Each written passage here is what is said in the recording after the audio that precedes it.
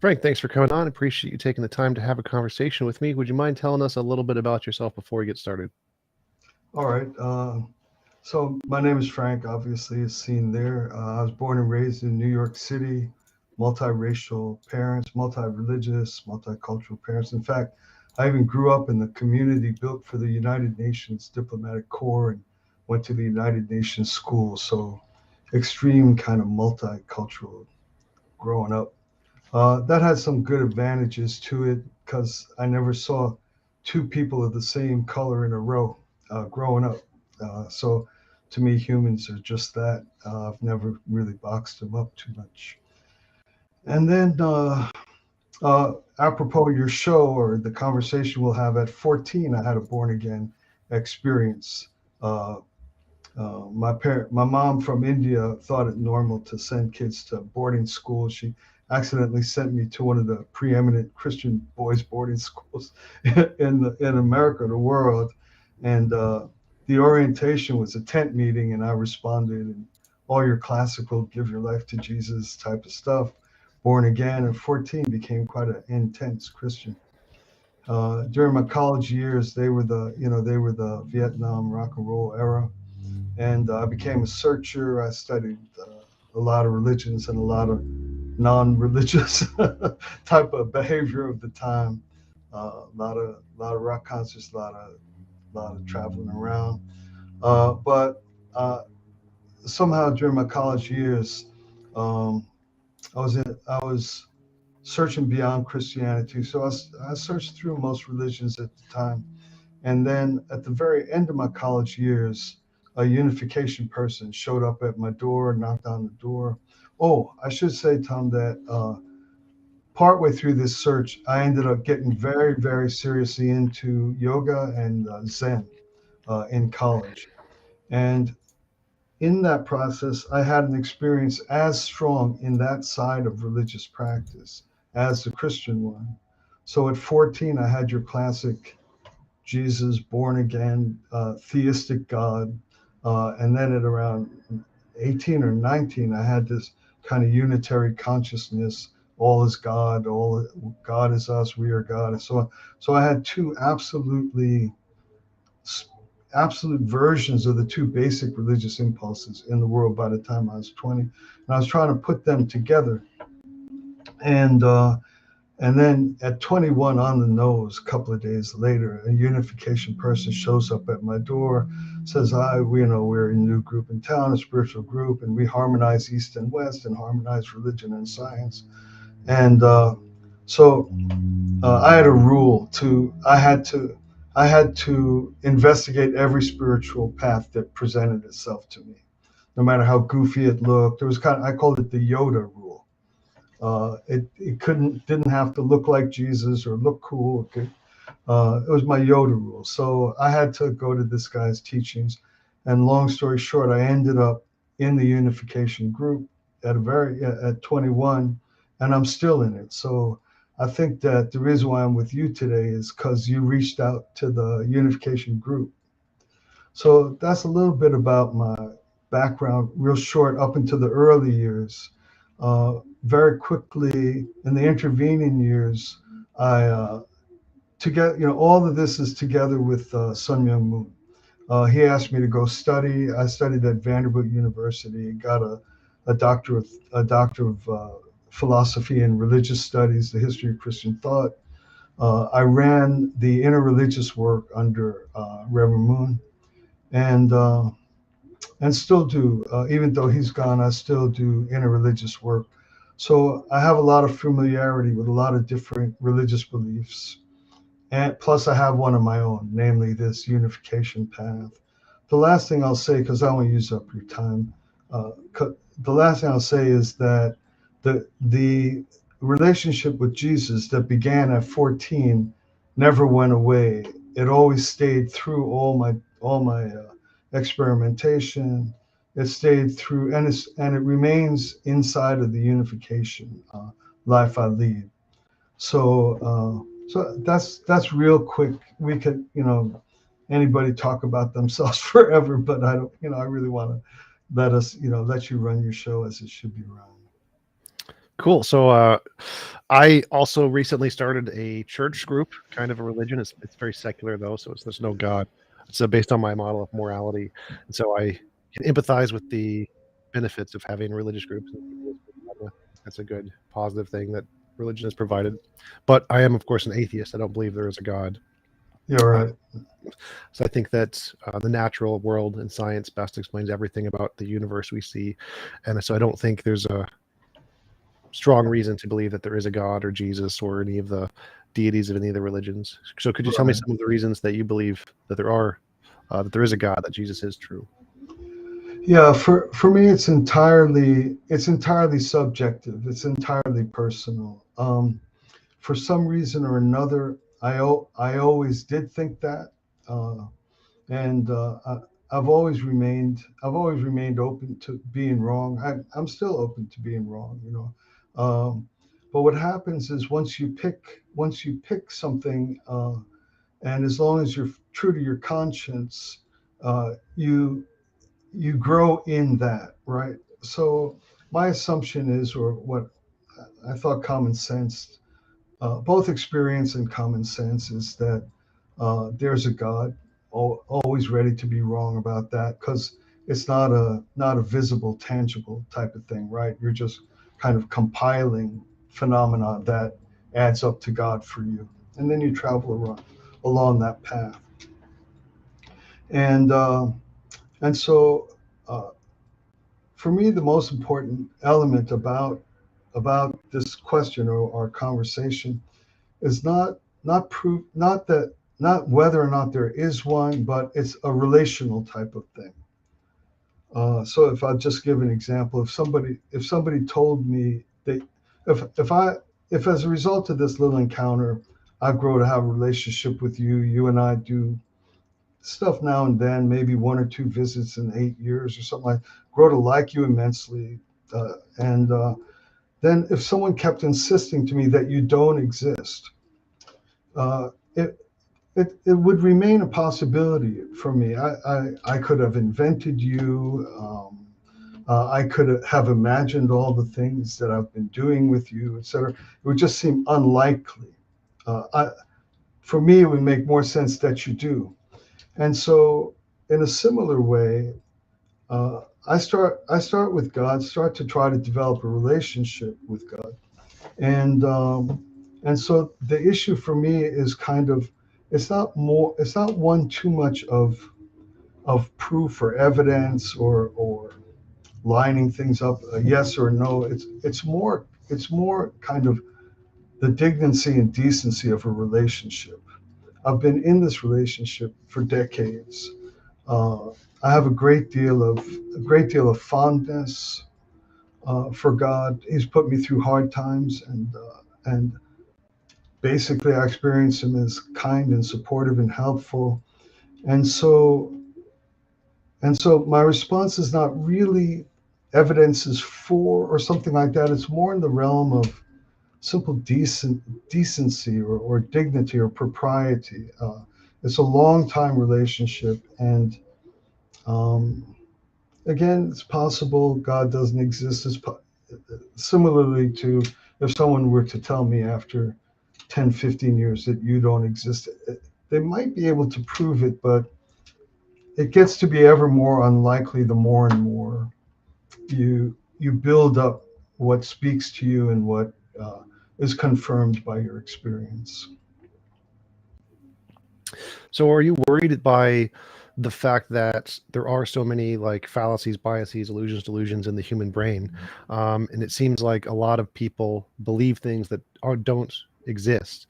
And so from my perspective, when I consider relationships or something that I had, specifically Christianity, when I tried to analyze the different fallacies and biases that are we know about that humans succumb to very easily, I found out that a lot of my justifications for believing were of those kind, the kind that we know don't work.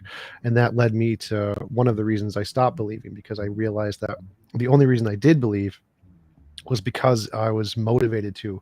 Emotionally, I wanted the God to be there. And the arguments and evidence that I found I was using to try to justify belief ended up being fallacious in the ways that we know don't work. And so, have you had that concern, and do you look at your relationship with God critically like that to try to find out if the justifications that you use are of the many kinds that we know don't work in human cognition? Um, n- Not especially. I think we're always in danger of that with absolutely everything we do. Is that accurate? Did I understand like what you're describing? Um, we could end up being a bad parent or a bad friend because of the very same things, right?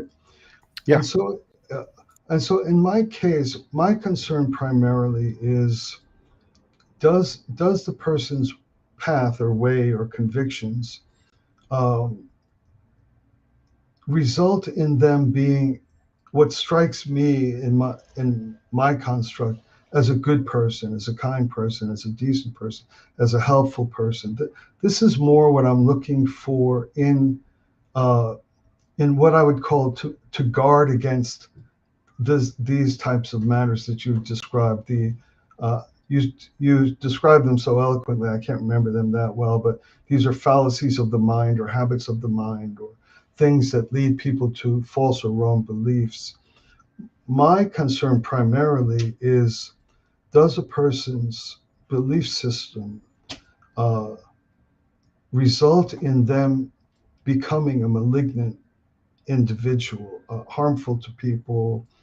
Um, and so that's my measure. What I worry about with the list you provided is not really what results in an affirmation of theism or not, but rather what results in the quality of the individual in terms of their impact on uh, in their human social environment and on the planet, and et cetera.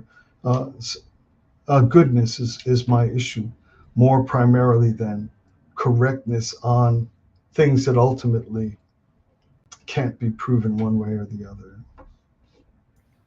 Do you think that the goodness of a person or a society has tells us anything about the truth? Because I think that people can be really good, but the beliefs that they have may not have anything to do with reality. Because I know there's some scientists who are very good at describing reality, but they were very very bad people, very bad people who Correct. did lots of bad things. And so for me, what's true about the universe and whether or not people are good seem to be two different questions. I wouldn't say that Mm, one has any relevance to the other.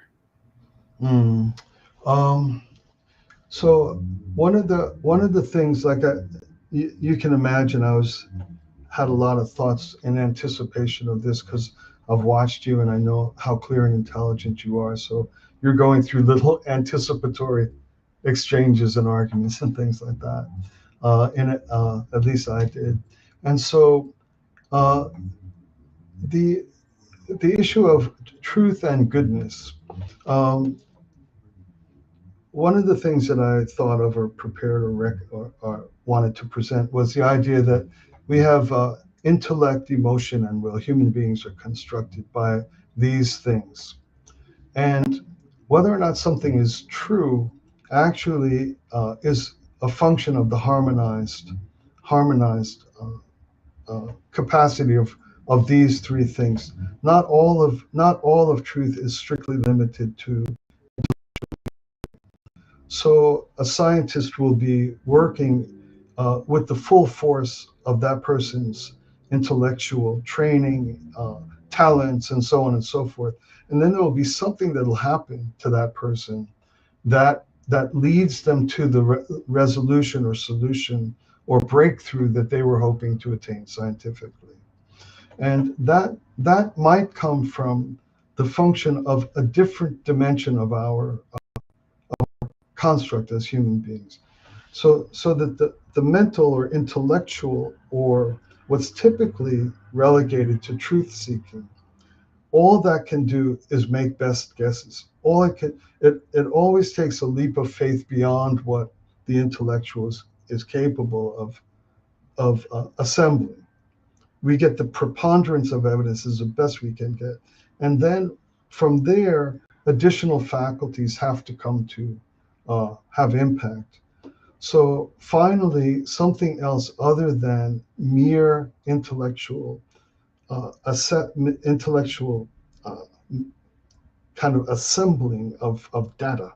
Finally, something else has to move each human being every moment. Uh, uh, you, yeah. On the issue of truth and goodness, um, if you're limiting truth to kind of intellectual propositions, you can't. This is why intelligent and people who are working close to what's likely true can be doing bad things because they're malformed individuals. There isn't a lot of balance between all the elements that cause human behavior. So that's I hope that's somewhat of a response. A human being is a whole thing. The primary thing that'll determine whether or not a human being is good, in my opinion, is the extent to which they're capable of suspending self-interest for the positive welfare of another person. That's all it is. And that isn't even a rational proposition. It's a different set of faculties at work which push a person toward that capacity. What were the three things you mentioned? I mentioned intellect, emotion, and will. Something like that. Words are always short, but something like that. And And you mentioned that these three working together are better at assessing truth than just intellect, I think. Is that what you were saying? yes, they all participate in in cre- that final leap of faith in which someone acts with their best hope that they're in relationship to what's true. And how does that work to give us closer knowledge of reality than just using intellect? Because that's the part I think I'm not quite understanding. I think that our will and our desires, our emotions, typically lead us are motivators to give us ideas to search for things, but I don't Yes. think they help us come to conclusions. I think we have to use the intellect to weed out all of the bad examples. So I think that the emotion and the will give us hypotheses, and there's just lots and lots of hypotheses, and it's totally fine to make up whatever hypothesis you want. But then you need to use the internet to weed out the less reliable ones. So I wouldn't say that it's you start with intellect and then you add in emotion and will. I think it's you start with emotion and will, and then you filter out of those possibilities the ones that are the least reliable. Mhm. What I was trying to communicate was that the human being is a whole integrated operation of that all the time, uh, and each one has a function. The one that's most highly respected, uh, uh, improperly so, in my opinion, is the intellect.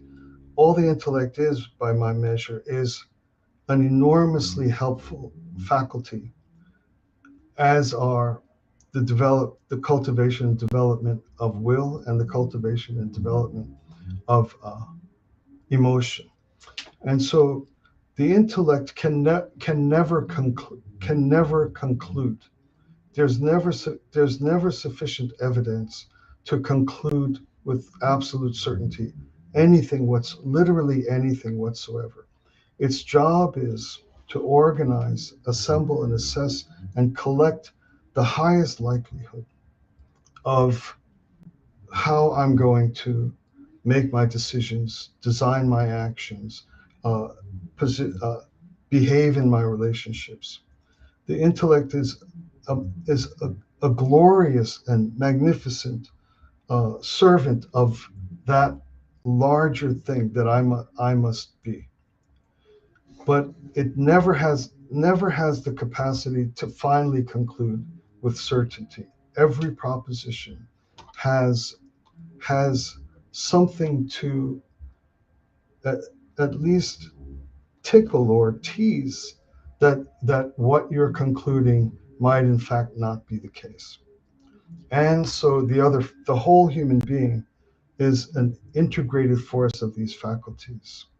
They're not serial, they're not separated. They serve one another. Um,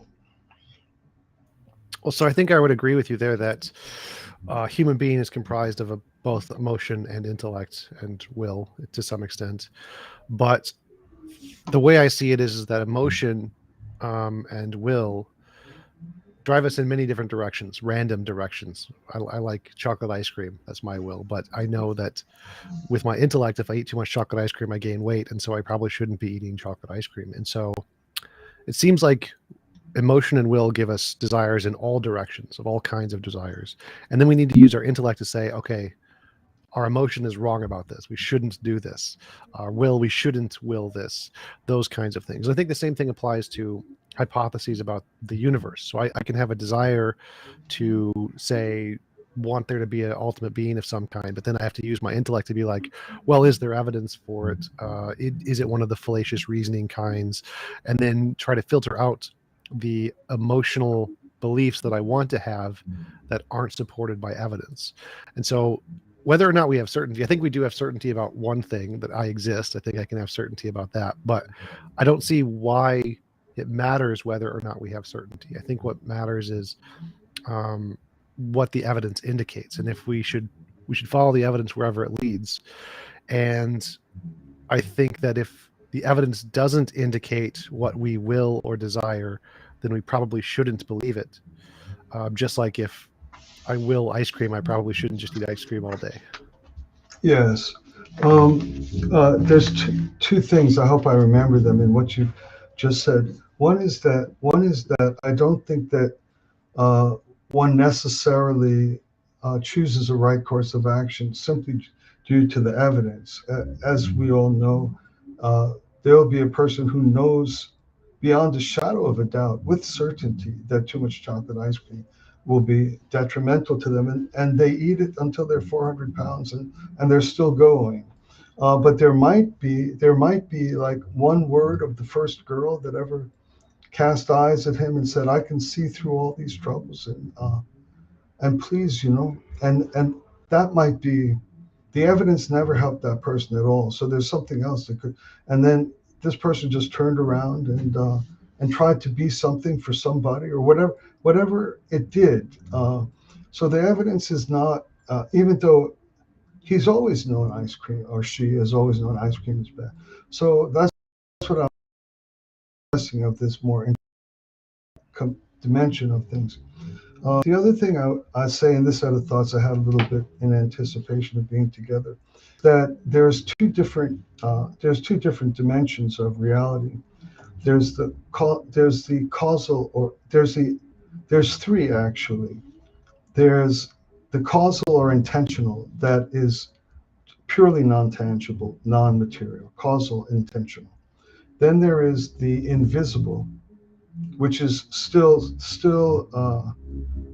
material and subject to rational and scientific inquiry and the assemblance of evidence. And then there is the pure physical, testable, material reality. And I think each of these three different elements of the reality in which we live and of which we're a part uh, don't necessarily lend themselves equally to the style of evidence collecting uh, of each different dimension. So if I were just to see whether or not the transmission, if I put the transmission in my car right or something like that, there's a set of scientific approach to doing that properly that is appropriate to raw metal transmissions, gears, etc., and so on and so forth. There's another thing, back to the ice cream example, that I don't really see, or I have no way of seeing. There's you can use microscopes and things like that, but there's an invisible reality in which I'm applying the preponderance of evidence. But there's finally a dimension of things which has to do with what's intentional or causal. And I think that it is not reasonable, or maybe it's reasonable, but I don't think it works personally to demand that applying the rational inquiry into the purely non-tangible, non-substantial reality. We don't deny that it exists, intentionality and causality, but it has no extension. It has no material or physical extension. Although materialists try to make matter, well, they say matter is the origin of intention and causality. That's all right. But so just very quickly then, the I think that there's a separate dimension of the purely spiritual that requires a different set of like the demands of science are appropriate to physicality or things with material extension, even in the invisible world. Like if you could, someone might say there's ghosts. Like an atheist could believe in ghosts, couldn't they? Yeah. Yeah, there are many atheists who believe in supernatural powers, just not a god. Right. Right. And so because these things, although invisible or supernatural, they still what do you call it? They still are appropriately investigated with the classical tools of scientific inquiry. Well, so what is this other method? Like, because I only think that science is the only method I know of that can differentiate imagination from reality. And so when you say that there's this other tool set that can be used for the non-physical, and I'm one of the materialists, so I think that intentionality is physical. But even if there was a difference ontology or existence of stuff, what is the other method that we can use to investigate that is different than the scientific method? Mhm. Um, if so, you believe you do believe in intentionality, right? I mean, that Yeah, exists, right? yeah, I Okay, believe it exists, but I think it's physical. I think it's a product of the brain. I understand. And so, um, the intentionality describes why an entity does what it does. Is that correct? Uh, the reason why I do X is because I intended to have these outcomes. Otherwise, I wouldn't do X. I think so. Yeah, I think I define intentionality as a desire to do something. I think the desire is a result of the brain, but I would say intentionality is the desires or wills that we have in our conscious experience. Yes, yes. And so that means that there's something that exists which has to account for the question why? Why the action? Why the work? Why the labor? Why the time?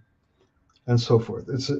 Intentionality deals with the question of why, whereas the function of material existence doesn't deal with the, like for example, if you believe that material produces intentionality, um, the question is why does it do so? Uh, is I don't know what style of inquiry one would use to try to find out why material produces intentionality. What is it? How did it become character? How did it become characterized or capable of producing intentionality? Oh, I think it's an emergent property. So I think that the fundamental nature of reality is quantum fields, and then quantum fields combine in such a way to produce the laws of physics, which then combine to produce particles, which then combine to produce chemistry, which then combine to produce biology, and biology produces brains, and brains produce intentionality. And so I think that the way that nature, the physical processes in nature, operate and combine with one another produces emergent properties, and one of those emergent properties is intentionality and consciousness. Very, very good. So it's I don't want to put words in your mouth. I really want to learn. I'm not here to argue, as you know. But is it's random? It's not real intentionality. Well, the intentionality that we have is real intentionality, but it came about through random processes and deterministic forces. Hmm. Okay. Um, but we're not the only things that have intentionality, right? Right. I think anything with a brain can probably have some level of intentionality. Okay. Okay. Um, Let me see. I had a train of thought. Do you another thing I wanted to chat with you about? Uh, I lost a train of thought, so I'm not trying to dodge or duck. But another thing I want to talk to you about is that uh, material seems to be defined by self-perpetuation and self-interest. Uh, is that Material? yes? Existence itself is organized so that it persists, or is that not the case? Well, I'd say that would be life. Like life, a living organism would be one that like self-replicates, self-replicating organisms, but material would be like particles, like protons and neutrons. They don't Right. self-replicate. So I'd say material is just anything that's made of energy, and life would be the thing that is But self-replicating. isn't the behavior of all material uh, design? Doesn't it perpetuate its own existence? It doesn't go I against its own existence. Even a particle, even a subatomic particle, or it's it per- it, it does never act in its own destruction. I don't know exactly because like there's examples of virtual particles which pop into existence where there's a particle and an antiparticle, and then Mhm. they collide and destroy themselves. And so um, matter is self-destructive all the time. It's just not all of it. Okay, okay. Because I was going, okay, so the combination of being both self-perpetuating and self-destructive is just a natural quality of matter. Sure. Okay, okay, all right. So the idea that some people will act in ways that uh, seem to be negative to their own or to their own detriment for the welfare of others. This is just a normal matter, a normal way matter behaves. Yeah, yeah. So there's actually a number of studies that have been done on evolution and game theory where cultures and societies will have a mix of people who are both altruistic and help individuals, and some will be selfish and help themselves at the detriment to other people. And a combination of these two things leads to the most successful society. So they did a number of trials with, say, ants and some other things to see which societies were the ones that survived the longest, whether the ones that were 100% altruistic, the ones that were 100% selfish, or a mix of both. And the ones that were a mix of both actually outperformed both the ones that were perfectly selfless and the ones that were perfectly selfish. But yeah, both are a natural result of evolution, giving the different processes of survival instincts of the altruistic helping others and the selfish helping yourself. And that's why society has a combination of both. Right, right. They have to exist in balance. When they're out of balance, they either harm the possibility of the individual persisting, or they harm the stability of the society at large. And Yep. you believe that that's inherent in matter. Yes, I think that's a And product so, of game theory. Yes. okay, okay. Can I ask you this question? Most times we encounter something functional. I think, and please correct me, I'm trying to learn here. I think that, so I don't want to negatively characterize a position. I don't think any reasonable person sees something, an existing functional thing, and believes it just got there. Like if you see a car, you don't believe it assembled itself. There's nothing you see functioning well that the normal impulse of mind and the most reasonable approach to it is it just got there. If you see, no matter what you see, if it's a functioning design that is adhering to its design and functioning well, the habit of mind is to presume that it was created. It would be unreasonable to think that a car appeared. So that almost everything we see that what do you call it, manifests a functional design. I think that normal people don't think that they just appeared or just got there. So, but it would seem to me, and this is a sincere question, it would seem to me that an atheist has to do that all the time with millions of things, a tree, an eye, an ear, that we're in constant contact with functional things. And in order to be an atheist, I think, or I'm asking, one has to presume that it just got there, that there's no there's no intentional, there's no purpose for it. Like a tree, there's no purpose for it, or a dog, or can you help me with this one, please?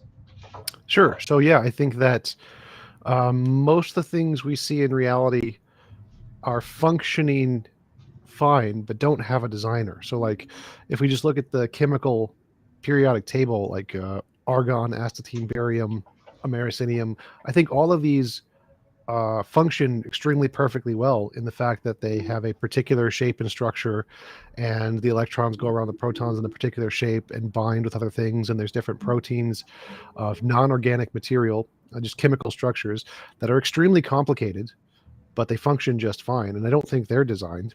I think that most of the things we see are designed because they're not a product of natural processes. So if we saw a natural process that made cars, we would obviously think that it was not designed, it was just a natural process. And so we see natural processes that make protons and neutrons and gluons and neutrinos and all of the chemicals that are non-organic. And so it seems we don't conclude they're designed. So like if we see a large argon crystal, we don't think that was designed by a mind, because we know that it's made by natural forces, natural processes. And so even though there's extremely complicated things like tornadoes or hurricanes or tsunamis or tectonic plates, there's extremely complicated processes that are purely a result of natural forces. We don't think those are designed. It's only the things that we know that don't come about by natural forces that we think are designed. And so I think most of the things we see in the universe, we probably conclude are not designed because they come about by natural forces. So in the case of a tree, we think that all of the evidence indicates that trees came about through evolution, which is a natural process, in which case we would say it's probably not designed. So we would divide things up into the things that we see that there's a natural force to explain it, and we'd probably call those non-designed things. And then we put a class of things that there's no natural force to do it, and we put those in the designed class of things. And so in the case of trees, I would agree that the atheist thinks they are non-designed because we know of a natural process that could produce the trees. I understand. Um, my it's not only design, because I know that this is a bottomless pit in the conversation with atheists, and in the issue of trying to understand the existence of God, but it's purpose. So there's purpose, so that things that exist, functional things that exist, they design is secondary. The first thing to come into existence is purpose, and the design is a secondary activity in which we try to have our desire or intention or purpose manifest. So in order to see so many elegantly functioning things and not attribute to them a design, more importantly, I think suggests that they don't have a purpose. The more important thing about uh, elegantly functioning reality is not its design, because that's a place of tireless argument, but its purpose. One would also have to, and I'm asking here again, have to presume that these things have no purpose, like an eye or a tree, or just the end, like the arising of water with the, and on and on. Sure. So I would say that design would come before purpose, I think, because I think to have a purpose, you need a designer to make the purpose or add the purpose to it. And so I think that if something comes about by natural processes, then it wouldn't have a purpose, because to have a purpose, you need to have a mind that designed it to do something. I think it has an effect in entropy, where life, for example, in trees, interact with the world to disperse energy. And so the reason that they came about, the reason that evolution made these things, was to disperse entropy and a determined pattern by the laws of physics. But I don't think they have a purpose, because I think to have a purpose, you need a designer. Yeah, actually, design follows purpose. So, what in essence, in a more profound way, what is being denied is not a design, but a purpose. So, in your case or mine, anything we design is purely a result of having a purpose. We would never design something without a purpose. Uh, so, for example, if I were to want to try to visit you, the design would follow from that. It would take, I would have to plan to raise the money and find out train schedules. There'd be a design so that I could manifest my intention or desire or purpose. So if one looks at the universe and, and sees in all of its kind of awe-inspiring elegance and grace and beauty, the key thing one is saying is there's no purpose for any of it, unless you Right. So want to call evolution. That's what you're saying. right. So because I see it the other way. I see it like, if I have a purpose or intention and I want to design something, I have to use all of the pieces that are lying around. So say I wanted to design or to stick something on my fridge. I had a purpose that I wanted to stick something on my fridge. I wouldn't build a magnet from scratch. I already know magnets exist in the universe. The magnets existed prior to my purpose of wanting to create a something to stick to my fridge. And so I would use the already existing electromagnetic force to use these magnets, and then build them in such a way that I can stick stuff to them and put them on my fridge. Right. And so the purpose didn't exist to create the magnets. Purpose exists to use the tools that already exist to instantiate some kind of a goal. And so I wouldn't say that you need purpose to exist for magnets to exist. You need purpose to exist to use magnets to make a fridge magnet. And so the laws of physics, the things that created evolution, would be like just the existence of the magnets, the tools that are already there, and they're combining in random ways to build lots and lots of different kinds of chemicals and chemical structures and proteins and things. And then once you get to brains, that's where the intentionality and the purpose comes from. I don't think purpose predates everything that exists. I think that there are many natural phenomena that exist without purpose, like magnets, electromagnetism. And then we use purpose to control those things to do very specific tasks. But I don't think you need purpose for everything. I don't think you need purpose for evolution or for life. I think those can happen by natural processes without purpose. Okay. Uh, okay. I think what I'm suggesting. I think what I'm suggesting remains the case. For someone to be a theist or to believe in an ultimate spiritual reality doesn't require that matter doesn't exist uh, contemporaneously. So I think that it seems to me, unless I'm missing something you're saying, that in order to be an atheist, one has to look at elegantly functioning things and conclude that there's no purpose, unless you want to kind of divinize something like evolutionary purpose or scientific law. Like you have to divinize something. You have to give something a godlike quality. Uh, otherwise, it seems to me that one is living inconsistently. That we see elegantly designed things. The habit of mind is to presume that this was deliberately done. And yet, to be an atheist, one has to look at zillions of beautifully designed things or beautifully functioning things and say that there's no reason for them to be there unless you want to give evolutionary forces a kind of a divine like authority over what we see. Well, sort of, I would agree with that. I would say that to be an atheist, you have to follow the evidence wherever it leads. And the evidence indicates that evolution is the only explanation for trees and life and things. And so the rational conclusion based on the evidence is that they have no purpose.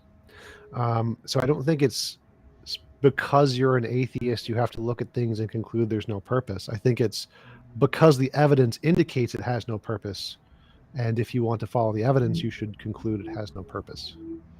Okay, I'll hold that for a second. I think this leads me to I think it's a related question that I, th- I think earlier on you said that you believe in morality or you believe in good and bad. Yes, I'm a You- moral realist, so I believe in Um, objective morality. objective morality, and good and bad is measured in what capacity? What are the fundamental qualities of something that would be described as good or something that would be described as bad?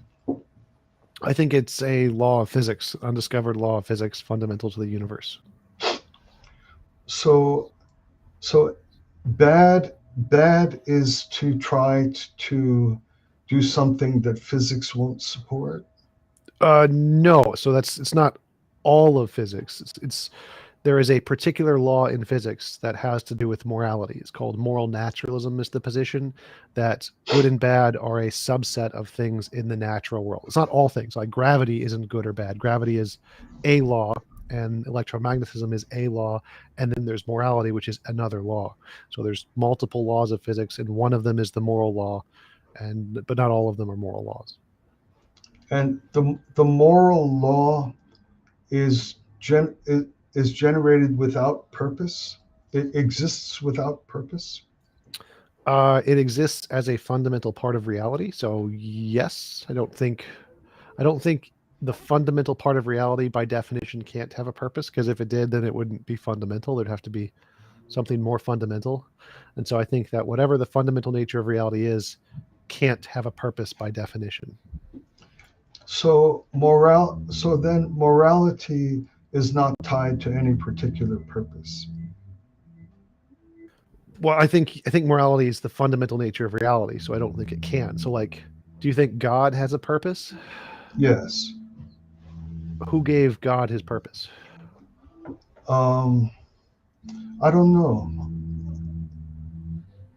Because the way I see it is like, if God has a purpose, that means the purpose must pre-exist before God did. It has to be more fundamental than God. And to me, that doesn't make much sense. To me, there has to be a fundamental thing, and whatever that fundamental thing is, it can't have a purpose. Because if it does, then that means there must be something more fundamental than whatever the most fundamental thing is. And so, whatever the foundational part of reality is, the first thing that ever existed, I don't think that can have a purpose, because that doesn't seem to make sense to me. Unless it is purpose, not have a purpose, but is purpose. How can something Purpose, purpose is the uh, fundamental unit of reality. Purpose is the fundamental unit of reality. why would you think that? Because to me, purpose is a further thing down the line. I think quantum fields are the fundamental thing of reality. And I think purpose is something that comes after brains. And so why would you think that purpose would pre-exist before quantum fields? I'm not. I'm not sure I understand quantum fields, but quantum fields would seem to me to be just a distant down the line production of things. They would exist for some reason, for some purpose. Or Why would you think that? Because to me, it seems like the opposite. It seems like the more fundamental we look into reality, um, like we start with ourselves, obviously, the cogito, I think, therefore I am. And then as we gain more scientific knowledge of the world, it seems less and less like it has anything to do with us or consciousness or intentionality. It doesn't seem like particles have consciousness or intentionality. It doesn't like seem like the laws of physics have consciousness or intentionality. And quantum fields are the things that make the laws of physics in quantum physics, quantum mechanics. And so, why would you think that purpose would predate quantum fields instead of thinking that purpose is a result of quantum fields? Because to me, that seems more like what the evidence seems to indicate. mm, to me, there the only reason why anything would exist is if there were a purpose for it. But why think that?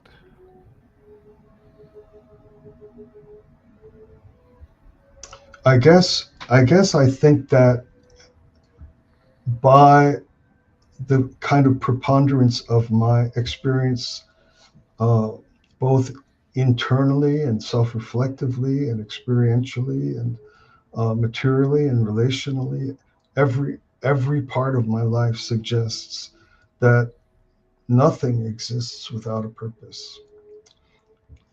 Every I myself do nothing without a purpose. I do nothing without a purpose. I do nothing accidentally.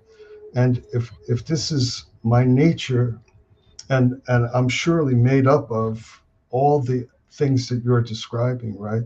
Magnets and quantum fields, or that's all. I'm that.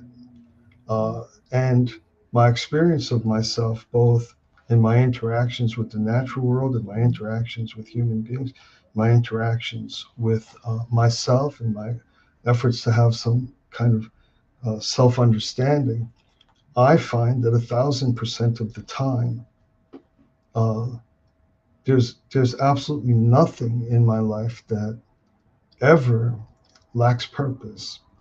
And so if I'm the sum total of everything you're describing, it just feels to me inconsistent to suddenly go contrary to everything I know in every sphere or dimension of my being. I think I would feel the opposite because for me, from my background knowledge, it seems like purpose is kind of like pineapples. Pineapples are a thing that come from trees, and so I don't think you can have the pineapple before the tree. I think you need a tree first, and then you can have a pineapple. And I think that intentionality and purpose are something that can only come about after conscious agents, and conscious agents require something to be made of. They can't be just a basic thing in the universe. They have to be made of other things, like brains. And so, whatever the fundamental nature of reality is, I don't think it can be conscious or a purpose or a brain. I think it has to be a non personal force of some kind that makes all of the pieces required to build a brain, and the brains then build a purpose. And to me, that's what all the science seems to say, is that there's no purpose or intentionality once you go below the level of brains. Like particles don't have those things, forces don't have those things. There's just the stuff in nature, and purpose is an emergent property of those things. And so I don't understand why we would infer or try to think that purpose pre-exists before anything else, any more than we should think that a pineapple pre-exists before anything else. To me, those both don't make sense. Yeah, basically, without no confrontation here, but you're guessing that these small things don't have purpose and intentionality. You're guessing that. It's an article of faith. Atomic particles may well have very specific purpose. Oh, sure, it's possible. I would definitely say that, Yeah. but I don't think So there's any evidence to indicate that. I think that we don't have yeah. any reason to believe particles are conscious, just like we don't have any reason to believe rocks are conscious. But I have reason to believe you're conscious, and I have reason to believe dogs are conscious. And so if we look at the evidence, I think we're rational in concluding that rocks and particles are not conscious. Even though it's possible, we just haven't discovered it yet. I don't think there's any reason to think that at this point. Mhm. Understood. Understood. And so all of reality is without purpose until it reaches a certain level of random organization. Is that an accurate description? All of reality is without purpose until by a random turn of events, eventually, I can't remember your terms, but emergent something Yep. produces purpose for the first time ever. So reality, all of reality is without purpose, Well, all of reality until except until right. matter Right. randomly generates it somehow or another. Right. So I think that purpose is an emergent property, and just like stars are an emergent property. So I don't think anywhere in the fundamental nature of reality there are stars. There are no stars there, but stars are a result of the fundamental nature of reality. And I think purpose is a result of the fundamental nature of reality. It's an emergent property that isn't there originally, but came about because other things combined to produce it. Hmm. Hmm. Okay. Okay. So somehow, okay. So somehow, oh, morality, is it important or is it just a more pleasant way of being in the world? Is it important in any way? Because it strikes me, if I'm not mistaken, as just it just randomly uh, emerged or evolved or happened or Well, just to clarify, so I think morality is like gravity. It's always been there. It didn't come about. I think our ability to experience it evolved, but I think morality was always there, just like gravity was always there. I see. I see. So all of reality is characterized by morality. Morality is a force that permeates all of reality, just like gravity is a force that permeates all of Okay. reality. Okay. And then, so these, what were you calling them? Quantum fields Yes, that's the thing that makes all the forces. makes all the forces. They have morality. Morality exists there as well. Yeah, it's one of the quantum fields. Beautiful. All right. Good enough. Good enough. If if you have if everything is characterized by morality, uh, then all one does is add a multi-headed god or add a headdress or add a cross or call him a name or say there's none or uh, I think I can't imagine much more for our conversation to go. I mean, I've hit a beautiful discovery among atheists in which at least you as one, I don't know the field very well, but if it's common that morality coexists with all of reality, even quantum fields, then I can't think of any reason why a theist or any other type of religious believer would ever do anything other than thank atheists for your service to the world. Sure. So it's actually pretty common among academic philosophers. I think so. Most philosophers are atheists. It's about 70 something percent, 75%. And most philosophers are also moral realists. So I think 65% of academic philosophers are moral realists who believe in objective morality, even though like three-fourths are atheists. So Mhm. most academic philosophers do believe in objective morality, but they don't think it's conscious. They just think it's like a law of physics kind of a thing, or something fundamental in reality that's just there. Yeah, it's it's just how you dress. It's just how you dress the life in which we swim. Sure. Wonderful, wonderful. It's been great, discovery for me and a happy education for me. Sure, absolutely. Appreciate it. We do have some questions from the audience, if you don't mind. Oh, sure. Question from, thank you for the super chat. There it was. Jimmy G asks, born again is a cop out. Frank, can you tell us why it may be perceived that way? I'll hail our Lord and Savior TJump's chair. Born I think again. he's Uh-huh. I think he's Go ahead, asking Tom. about what it means to be born again and what caused you to become born again. What does that mean? Well, basically, it's the framing of a Christian experience, and they attribute it to the combined work of Jesus and the Holy Spirit.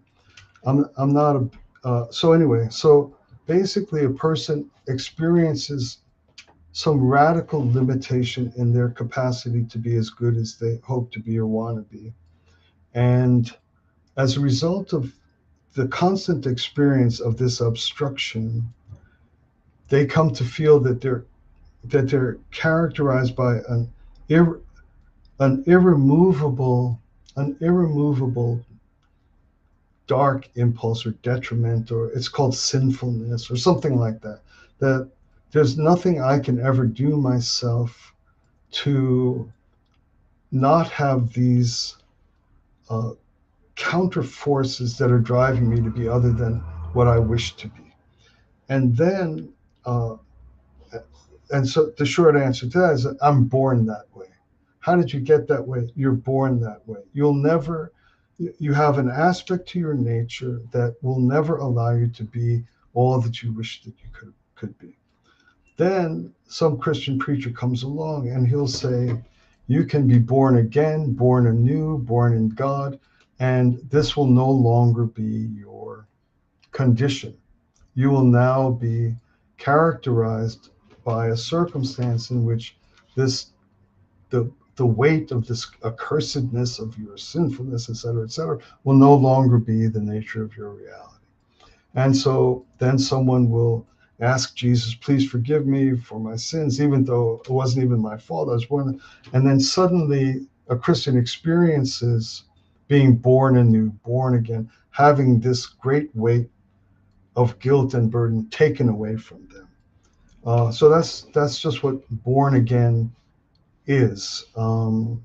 It's basically saying that in a relationship with Jesus and the Holy Spirit, this terrible sense of accursedness no longer characterizes my life. Uh, that's not my religious way of life, but that's what born again is all about. Gotcha. Next super chat was from Good Question. Good Question asks, does purpose pre-exist before God? Um, I I would say that in a similar way, Tom, as you would say that morality is contemporaneous or co-eternal with all of reality or quantum fields or something like that, I would say that purpose is co-eternal or contemporaneous or non-distinguishable temporally from God. They co-eternal and contemporaneous. Gotcha. Good Question also asks, organization is not random, right? So he's asking like organization of the laws of physics, those would not be random. And so evolution isn't random, it's determined by the organization. Right, and that's a little like that quip or joke when you said, "What does the universe sit on?" and it's turtles, a turtle. You know it, right? And what does Yep. that turtle sit on? And the llama says, "They're turtles all the way down." So, if I may, without wanting to sound disrespectful, but the organization, you just keep going further down. How does that come to characterize material existence? Uh, unless that becomes the God, that becomes the divine thing, that somehow that's co-eternal with physics forces or something like that. Gotcha. All right, next question is Masked Bandit asked, have you ever taken psychedelics and what do you think of them? I took tons of psychedelics. I thought they were fantastic at the time. I would be too afraid to use them now. Uh, and I should have been too afraid to use them then. I count myself lucky. Um, I guess they're starting to be studied and used in a more careful way. They may have some good help for medical or spiritual things. Uh, I just hate to have some perfectly beautiful person go into a permanent mental debility. That's my only real worry about them, uh, without a lot of care. Yeah, for sure. There's actually a recent study came out for help with depression using psychedelics can actually really help cure people with depression. So there are lots of potentially very good aspects of them I helping with think people's so. mental states. I think I agree. Charles and Solo, thank you for the super chat. He asked, what method do you use to differentiate imagination from reality? Um, I I guess it's where it seems to land or where it seems to reside. I I don't really have a method. I think I think that they're immediately recognizable for a stable human being. I've never really pondered or seemed to require a method. I feel as though I recognize them quite easily, and I like them both.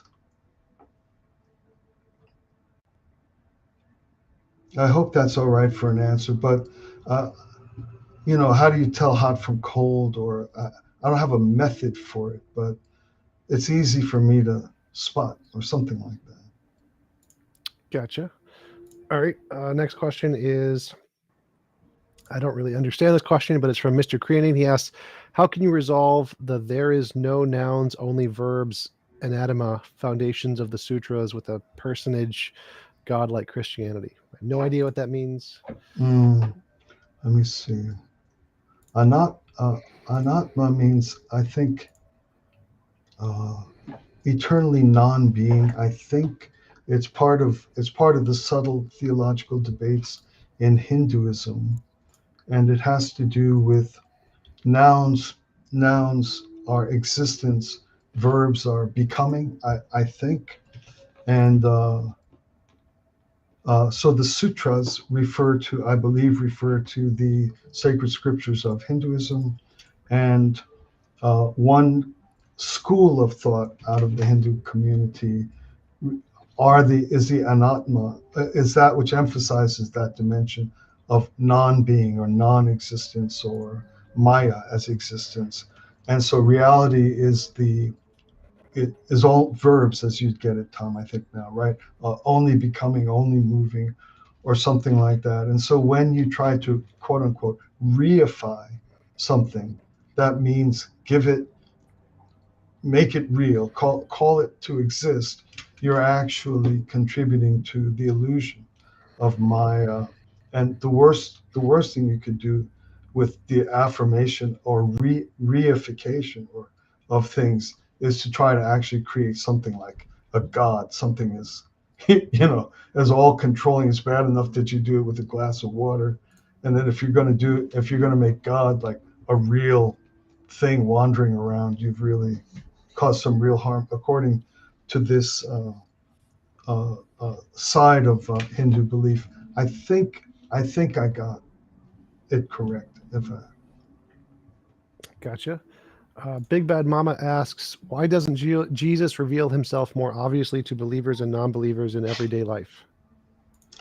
um, I just have a simple personal opinion about this, and that is that the uh, from from a very high spiritual place, it's enormous. It exhausts a ton of capital to manifest, um, and it would be like me traveling to give my lottery winnings to an inveterate junkie gambler or something like that. I mean, who calls, um, I just think that the design of Jesus, it's a very challenging and a very difficult one. He cares about the world. He cares about human suffering, and I think his work has to be very strategic and very well done. And so we might think we have better ways of how Jesus might do things, but I think uh, where the fact that we may not see him more easily or something like that is related to him trying to help the world in the finest and most strategically effective way. Gotcha. Winston's mom asks, we have archaeological evidence early man, pre-hominids took care of their old and sick. Does this fit his definition of morality? Absolutely. I think it's just a wonderful, by all means, by all means. A good question asks, since the Bible gives evidence that God performs good and evil actions, why do you think we value good and reject evil? I I I don't believe a rigorous treatment of the Bible would ever attribute any action to God as evil. Although there is much that is attributed to God that is incomprehensible to human beings and certainly looks evil. Uh, Again, this is just a purely personal uh, uh, uh, opinion. It doesn't bear any weight, but I believe that people describe things according to the level of their spiritual development, and so things may be in the Bible, things may be attributable to God uh, based on the spiritual acuity of the people of that time. I don't want to interrupt the questions, but what you've done with your sweater, Tom, makes you look like a Tibetan lama. Oh, By thank you. Thank you. Yeah, they have, the it's bare comfortable. shoulder and the Yep. purple color, and there you go. It is a very comfortable outfit. So I do like the Tibetan monk little toga Good, things. They're very comfy. So, good. all right. JJ asks, did this conversation change any of your supernatural positions? Um, no, no. I my supernatural positions are not strong, as I said. They're relational and experiential. Uh, and it's you'd be talking about a friend when you talk to me about God. You're talking about a friend, but so it didn't change much, but it certainly educated me a tremendous amount.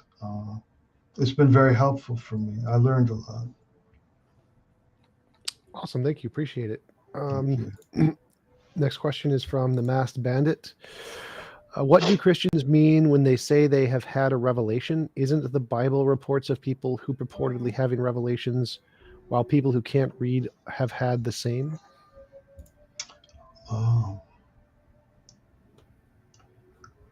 I. What does it mean here? I think the first part's the important one. What do Christians mean when they say they have had a revelation? There's different communities of Christians and different uses of the words that they allow themselves dogmatically to use.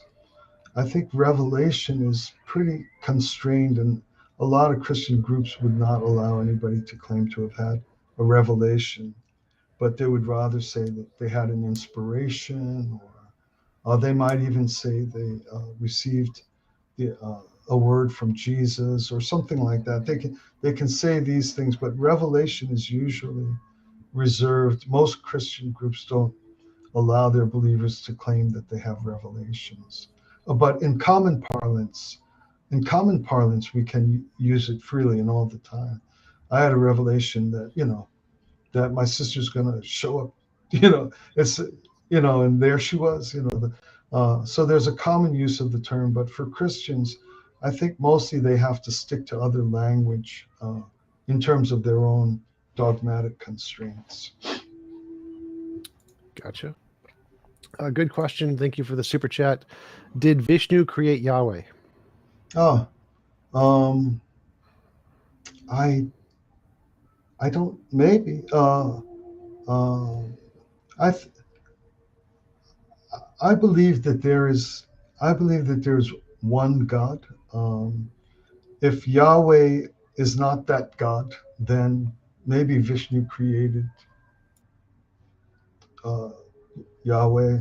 But I believe there's one God, and so I wouldn't have one name higher than the other name or whatever. But that's a cool question. I like it. Awesome. The last question is from another wolf. He says, when I cannot measure something that does not exist, why should I believe in a magic being? Everything else is imaginary and chatter. Uh, I when you can. Oh, okay. Again, no need or desire to be argumentative, but uh, I can. There's love. I can feel love for someone. I can feel love grow. I can feel that become stronger over time. I I can't measure it. I don't know what I would use to measure it, but I do know that it has grown. It has become stronger. Um, so I don't call that magic. I call it very real. It's very substantial. I think I'm reasonable to believe that love has grown. So my answer would be something like that, that there's lots of things that don't submit themselves to material calculated measurements. That's how I'd respond. Gotcha. All right, we've been going for about an hour and a half. It was really great having you on. It was a great conversation. Appreciate you taking the time again. Would you like to give any links or references where people can find out more about your work? Okay, I didn't think of that, but I run an interfaith organization called the 12 Gates Foundation, and the URL for that is 12gf12gf.org. And that work is designed to try to help religions cooperate, and certainly atheists as well, because the world needs a lot of caring help, and that's the design of that organization. Awesome. Appreciate it. Absolutely. I have a similar thing. I'll put a QR code for anybody interested. It's the Church of the Best Possible World is the thing I'm working on. And we're trying to buy apartment buildings and offer them at affordable rates to try and make life easier for as many people as possible. So we have a similar goal. Yeah, Appreciate the work you're doing. So thanks again. Really appreciate it, and hope you have a wonderful rest of your day. Thanks very much, Tom. Thanks for inviting me on. I appreciate it. Take care.